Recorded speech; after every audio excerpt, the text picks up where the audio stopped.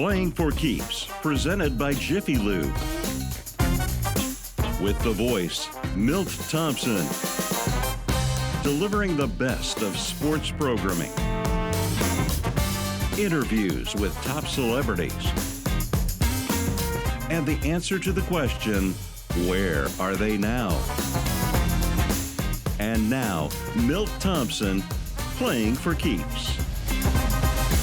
Good evening and welcome to Playing for Keeps. I am your host, the voice, Milt Thompson. And welcome back. We had a fantastic show last week, and I'm glad that all of you were tuning in to watch, and you're going to watch these future shows here too, sponsored by our good friends at Jiffy Lube and also Bleaky Dillon and Crandall and East Spot Spas. They've done a good job of promoting this program, but I'm asking you, our watchers out there, because I am getting calls and emails and text messages from you saying how much you enjoy this kind of programming. There's nothing like this really exists in our marketplace. Nothing so dynamic as well operated. And I want to thank our good people here at WHMB Channel 40. They've been fantastic to me as kind of working with us on this show. We've had great guests. I want to thank all of them and make sure that they know that they can also spread the word on their social media platforms. Today we're going to get into another fantastic show with a development official. When people say development official, they're talking about people who are coming after your money.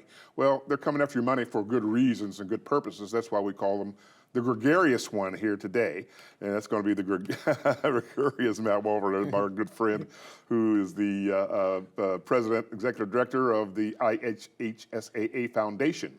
Now, that is to be distinguished from a couple weeks ago when we had Paul Nadig on here as the commissioner of the IHSAA. But how are they supported?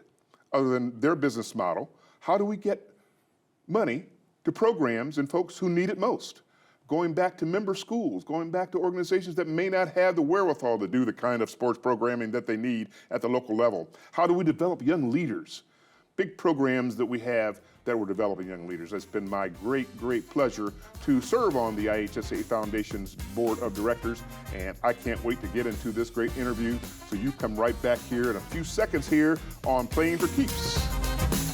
Playing for Keeps, presented by Jiffy Lube. Playing for Keeps, presented by Jiffy Lube. Welcome back to Playing for Keeps. I am your host, the voice, Milt Thompson. And thanks again for tuning in. You're going to watch us every Friday night at 9 o'clock right here on WHMB Channel 40. And today we have the gregarious one with us in our studios today. And the gregarious one, that's a lot of build-up, man. You're waiting for it, though. And is the president of the IHSAA Foundation, Indiana High School Athletic Association Foundation. It's a mouthful, isn't it? You say that fast. You got to say it fast. Now, Wolfert, welcome to our show. Yeah, well, thanks for having me, Mel. I appreciate the opportunity to be here with everyone today. Well, the gregarious one really comes into this job after having our first executive director who left for some illnesses, and then there was big recruitment going out there to find the ideal person to be in these shoes. And we did. We struck gold when we came up with Matt. Well, appreciate that. That's very nice. You know, so, and I am the first full-time director of the foundation, too, out hitting the streets, really trying to raise the money to do the good work of the foundation. And this is my 5th year now. So it's gone pretty darn fast, and but we've accomplished a lot. We got a lot more to do, of course. Yes, we do, and we have an opportunity to serve with you on your board of directors, and I bet you can't wait to turn me off. But that's another story altogether. I just appreciate the fact that you have been on the board since the very beginning of the organization, because the foundation only created in 2016. I don't think people probably really know that. So if I talk about the history just a little bit, tell us about that. The IHSA, of course, founded in 1903. Under the same principles of why the NCAA was created. And Paul, Commissioner Neidig, was on here talking about, you know, for safety, for rules, for fair play, all those things that the IHSA was created for. They had a 115-year start before Commissioner Cox at the time, which you mentioned on your show, had the idea and go to the board to say, we need to create a foundation. And so we're only in our 5th year of even existing, and just the last couple of years really starting to build our annual fund and build our annual support so we can start to do the things that we're starting to do more this year. Well, you say that former Commissioner Cox had this great idea to start a foundation. and a foundation to be fully in support of not only raising funds, but to do some programming to work with our young people. Yeah. Tell us about some of that, how that's developed, how it emerges, how do people kind of find themselves in programs if they're in a member school. Tell us a little bit about that. This is, again, really critical that the foundation is created to support, as I like to refer to it, the mothership. We exist to help further the mission of the IHSA. We're here to protect, sustain, and nurture education-based athletics for future generations. And that's where we fit, that's where we fit in. They handle the rules, they handle the transfers, they handle those things, they run the championships for our 22 sports. And then we're gonna open this whole other area of development in the leadership side of the house, et cetera. I think one of the things you're most familiar with that we have had great success with in our young history here so far is our Inside Out initiative. And the Inside Out initiative really is, it's a coaching initiative, but we've tailored it to fit more for athletic director leadership as well. So Inside Out coaching is all about transformational leadership, especially at this level, not transactional. So when you talk about professional coaches, they have a job to do, and their job is to win football or basketball games or fill in the blank. On the other end of the spectrum is supposed to be a high school coach and youth coaches where winning is a byproduct of what we do. Well, you yourself have a background in education. Yes. So tell us about that background, which kind of led you this great marriage between education, athletics, and how that fits in your professional career. I think that's it's important that you said earlier that you're kind of kidding that we went out and found the right person, but Bobby had the foresight to say we need to find someone who has the external components and experience from a fundraising and development standpoint to do this job, not just someone who has been a career educator. This is a different job than being a principal or being an athletic director. My job is to go ask people for money. And I have that background and I did come most recently from Cathedral High School. I'm proud of my time at Cathedral after I left the NCAA, but most of my experience has been on the external side. Even my 10 years or so at Ball State was in ticket sales and corporate sales and marketing promotions and all those external functions, and it included the donor piece too. So you learn those skills along the way. So when you get here, I'm not going to hide from the fact, and you know this as a board member, you're basically at a staff meeting. This is the staff meeting. Right. It's me. You know, so we're out here doing it. We're doing the best we can, and it's part of the growth. It's part. I mean, I've never built a foundation before, but I think we've got this thing going in the right direction of how it's supposed to be, and now we're starting to make some traction on giving back to the schools a little bit. Well, I had a little tongue-in-cheek call you the gregarious one, someone that's out front and has an external relationships with others. Right. What that means to me is you are the face of the foundation, that you're not afraid to be on a television set, or you're not afraid to do a commercial or a public service announcement, that you're not afraid to be in front of people, that you're not afraid to use that gleaming smile of yours to say, I want to talk to you. And they know they're coming, but they're also comforted by that. Then that's when the other skills come in once you've made that first impression. You got to be able to do it. You got to be able to go do that. That's a good point. I've been to Rotary clubs, Kiwanis clubs, Optimist clubs all over the state, and I will go anywhere, anytime to do. We even did it monthly or bi-weekly during COVID because I could hit a lot more of them because they were doing them via Zoom. I have a message to deliver, and I will do that anywhere, and that's part of the job, like you said, Bill. Well, the fundraising environment, COVID has had some impact on it. I've seen some organizations that they've worked their way through that and seem to be doing fine. Others have found out that donors have quit giving. Yeah. But the economy kind of works to and fro and fro. So what is the message that you have that donors might making choices, and they typically, you know, end of the year kind of thing where a lot of the pledges are going out and their commitments about how it is I'm going to get my tax deductions, how I'm going. What organizations do I give to when I've got a stack of them in my mailbox? How do you discern through the clutter and say, this is where you ought to give some of your dollars? Yeah, I feel like the messaging matters so greatly when we talk about what is the money going toward, what are the programs you're supporting. We both know that the IHSA Foundation is not finding a cure for cancer. We are a different type of nonprofit, if you will. But the work we're doing to protect and sustain and nurture education-based athletics, to keep it alive, to develop these young boys and girls into men and women of character and purpose and integrity to get ready for life and society. That's meaningful work. That's what you're supporting when you support us. Because what matters about high school sports is all the intrinsic value of being on a team, going to practice, having accountability and drive and time management skills, all these things that you learn. I mean, we don't have to get into this today about the statistics, if you will, about why kids who play high school sports have better GPAs, graduation rates, all the things, stay out of trouble. It leads them to better opportunities in their life, and that's what we're raising money for. Without getting into it today, you just got into it. Yeah, you say that's exactly right. That what we're really trying to do is set some high standards. That's right. For not only behavior, but for scholar athletes, that they can be in positions to do that. They're not the only customer, though. You serve schools. You have a professional board of directors, if you will.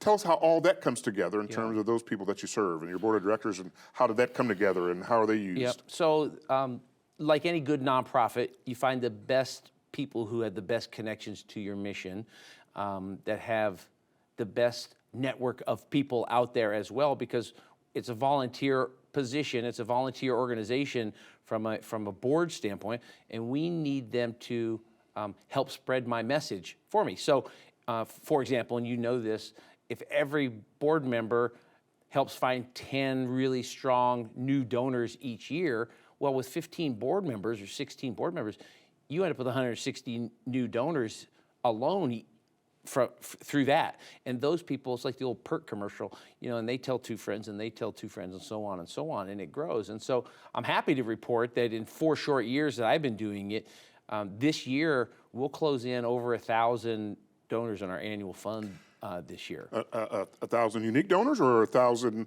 donors that accumulate, or the regular givers, or giver and donors like that? Yeah, that's a fair way to ask it. I will say that our annual fund donor base will be over 1,000. That includes some of our member schools too, because some of our member schools from the very beginning, when Commissioner Cox started this, they wanted to support the mission of what we were founded on. And so whether they give $1, $5, $100, they support it because they support the programming that we're getting into. Well, Commissioner Nedig suggested that even with the COVID and whether or not there was some fiscal insanity about the budget, that they were not going to push that burden back on the member schools. Right. In fact, member schools are going to be looking toward the foundation for some of their support in the future. Oh, 100%. We want that.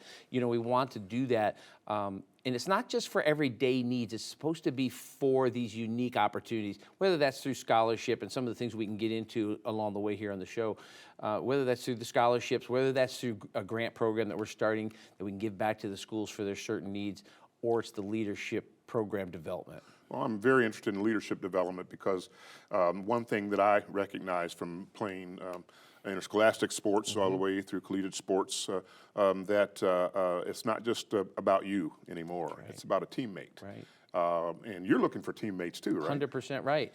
And it's an interesting segue to also think about the fact that one of the most powerful stats about what we're trying to do in education-based athletics is that there's 160,000 student athletes in across the state, and that makes about 40,000 per class for round numbers. The stat is that 97% of the kids who play high school sports are not going to college to play college sports. They are toward the end of this is going to be a terminal experience for them. This is the end of their organized sport life. And one of the things that we're challenged with, and we try to talk to our athletic directors about, our principals about, is that the rubber meets the road because parents, 97% of the parents think their kid's in the 3%. And with the 3% of those that are elite, there are several of those that aren't elite and not going to have the same opportunities unless we figure out a way to provide it. And the gregarious one, Matt Wolfert, is going to come back and tell us about that right after these few messages. Come right back here on Playing for Keeps. Playing for Keeps, presented by Jiffy Lube. Playing for Keeps, presented by Jiffy Lube. And welcome back to Playing for Keeps. I am your host, the voice, Milt Thompson. We've been talking here this evening with my good friend, the gregarious one. That's, I think we just dubbed you. You're the voice, I'm the gregarious one. You're the gregarious one. I see how it works. This is great. We can't beat that. Our folks out there are watching. They're going to tune in and get some services from Jiffy Lube, and they're going to look up some of the law practice services of Blicky, Dillon, and Crandall, and they're going to go over to the East Spot Spas and get their degenerative healing done in their bodies, and we're going to make those things work because we're going to develop young athletes. Not only on the fields and on the volleyball courts, and to tell us a little about some of the sports that most people don't hear too much about, but that the foundation's in for all of them. You know what's interesting too is that I don't think that people have grasped enough about what we're doing to serve our unified sports program and our relationship with Special Olympics. The fact that the IHSA has had for a long time 20 championships that we run.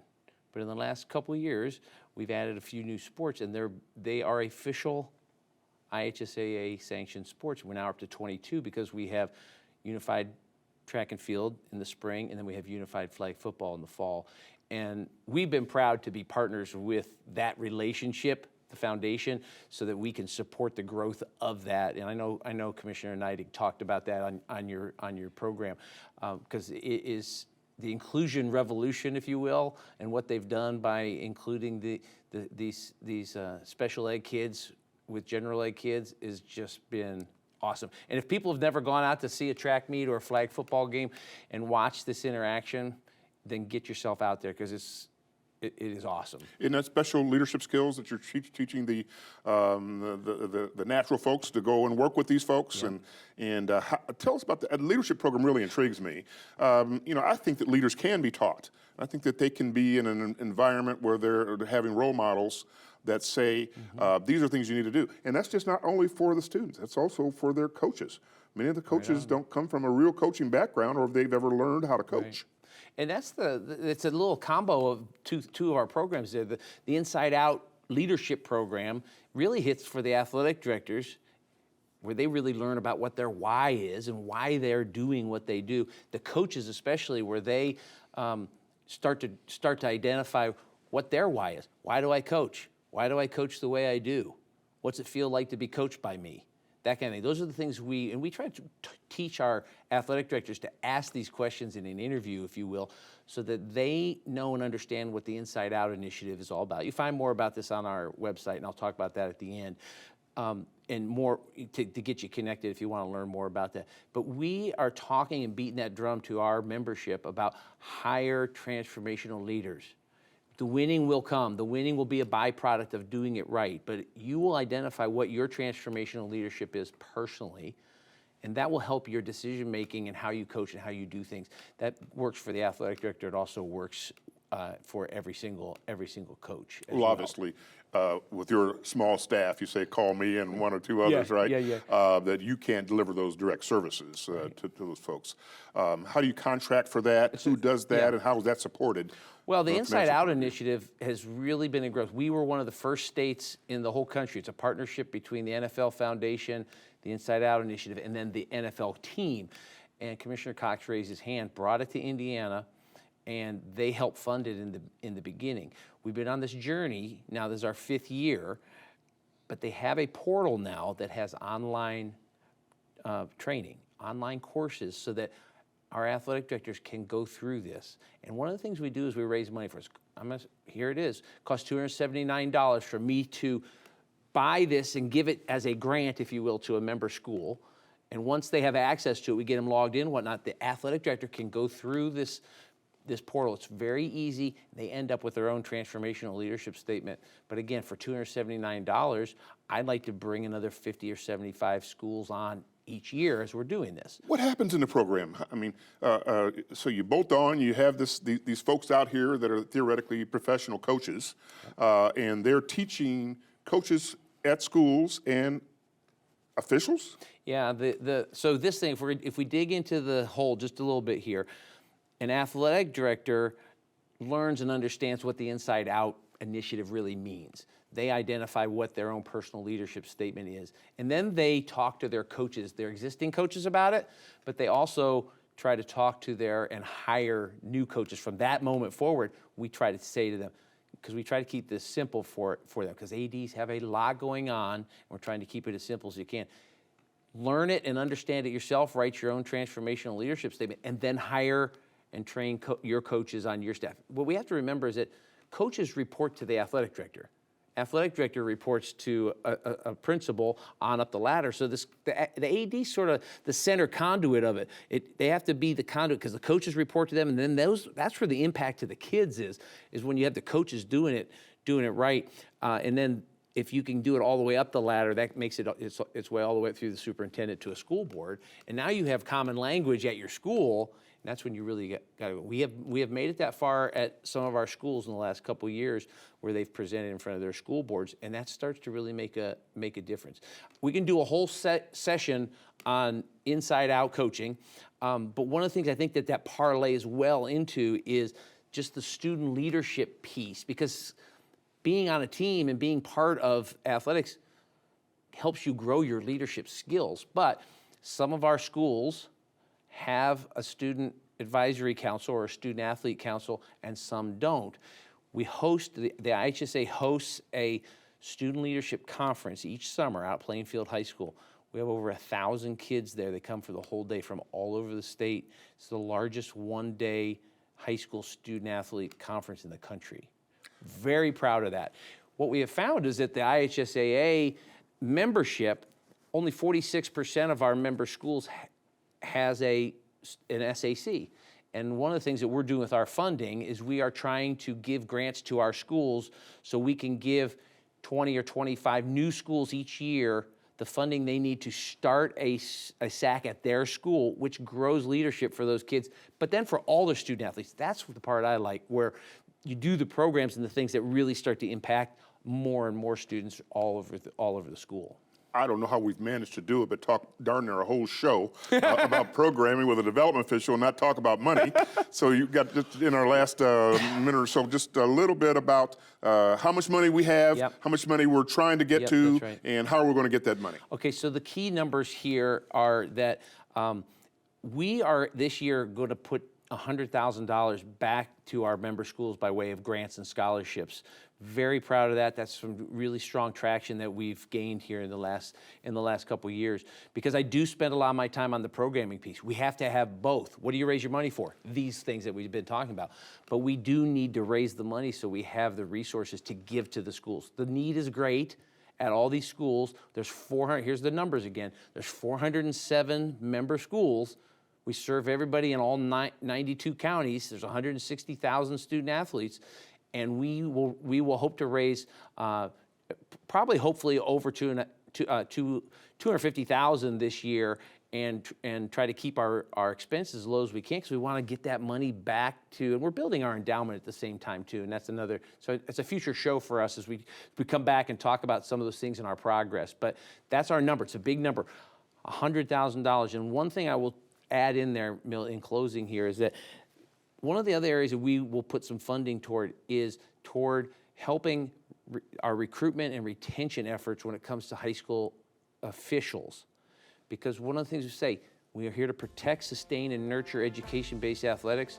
If we don't have high school officials officiating our games, we don't have any games. We need their money. And so we need folks to jump in. How are they going to jump in? So you can go right to our website, ihsafoundation.org/donate, or you can just go there. But I'd like you to check it out, look at some of our programs. And send them their money. You can make a donation right there. To the there. gregarious one, Matt Wolfert, we're so delighted to have you on our show. Playing for Keeps, come back here this time next week.